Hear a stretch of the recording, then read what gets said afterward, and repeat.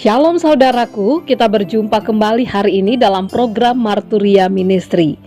Puji dan syukur kita nyatakan kepada Tuhan untuk berbagai kebaikan dan kasih karunia-Nya yang selalu dilimpahkannya kepada kita. Hari ini kita juga bersama dengan saudara-saudara kekasih kita di tanggal 29 Mei bersyukur kepada Allah untuk pertambahan usia yang mereka boleh alami. Khususnya bagi Ibu Rosinta Iriani Borubutar-Butar, anak Esra Valentino Macisen, anak Joshua Alberto Situmeang, dan anak Nathanael Carolus Justia Purba. Kiranya Tuhan Yesus memberkati dan menyempurnakan sukacita dan senantiasa melimpahkan berkat kekuatan dan kesehatan.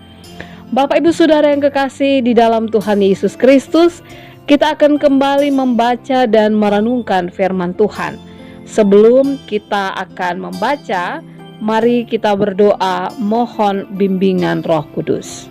Bapa, terima kasih karena tak pernah henti Tuhan menyapa kami.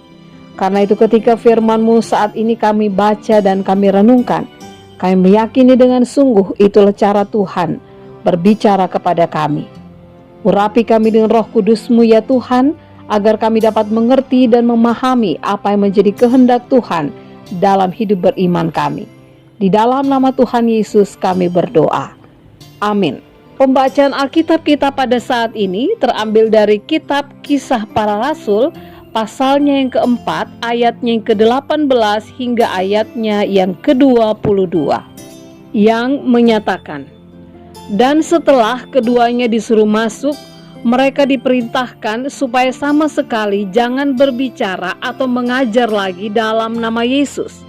Tetapi Petrus dan Yohanes menjawab mereka, silahkan kamu putuskan sendiri manakah yang benar di hadapan Allah, taat kepada kamu atau taat kepada Allah.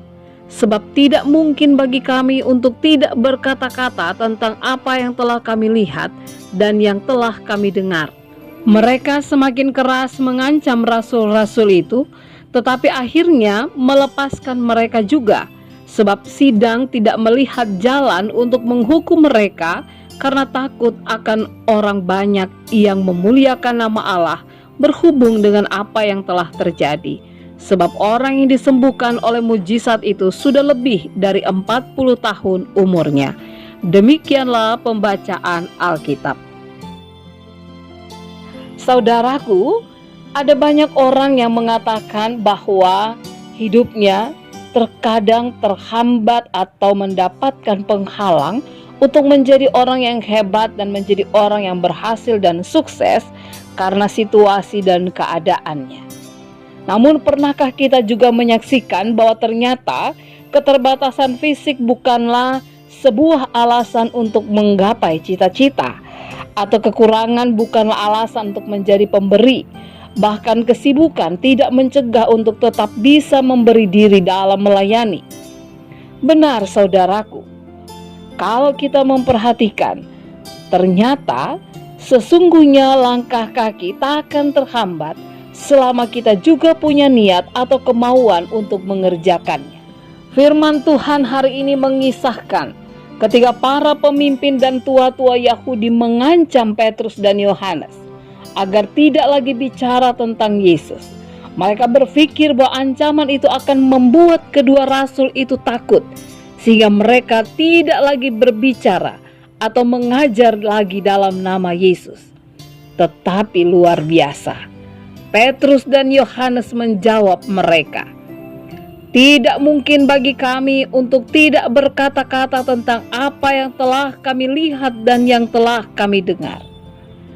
Ancaman mereka tidak dapat menghalangi niat mulia Petrus dan Yohanes untuk terus menceritakan dan berbicara tentang Yesus, agar semua orang dapat melihat dan semakin merasakan bagaimana kuasa Tuhan dinyatakan. Pemberitaan tentang Yesus tetap dilakukan. Bahkan para murid Yesus tetap memiliki keberanian karena Roh Allah yang kudus memimpin dan menyertai hidup mereka. Bapak Ibu Saudara yang kekasih dalam Tuhan, ada ungkapan berkata, orang rajin pasti menemukan jalan, tapi orang malas akan menemukan alasan. Coba kita renungkan kembali, apa yang menjadi impian dan tujuan kita yang saat ini belum terrealisasi? Benarkah ada penghalang atau diri kita yang enggan? Mari kita meneladani kedua rasul itu. Bukannya berkata tidak mungkin mereka bisa menginjil karena tekanan sana-sini. Mereka justru berkata tidak mungkin mereka tidak mengabarkan Injil. Itulah semangat yang harus kita punya. Kobarkanlah kembali niat mulia yang ada di dalam hati, kemauan yang ada di dalam diri, dan andalkanlah Tuhan. Tidak masalah jika papan penghalang masih terpancang. Selama Tuhan bersama kita di dalam segala hal, termasuk hal yang sulit sekalipun, maka tidak ada yang mustahil bisa dikerjakan. Amin.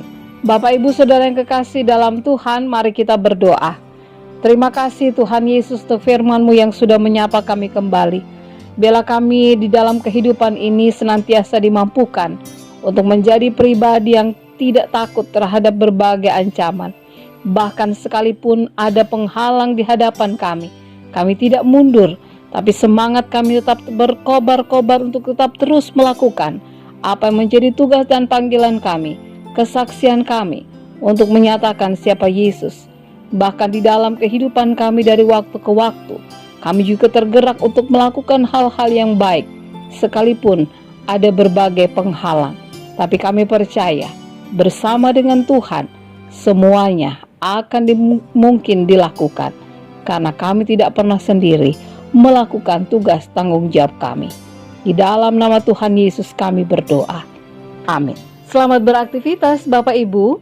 Tuhan Yesus memberkati setiap karya, kerja, dan layan kita.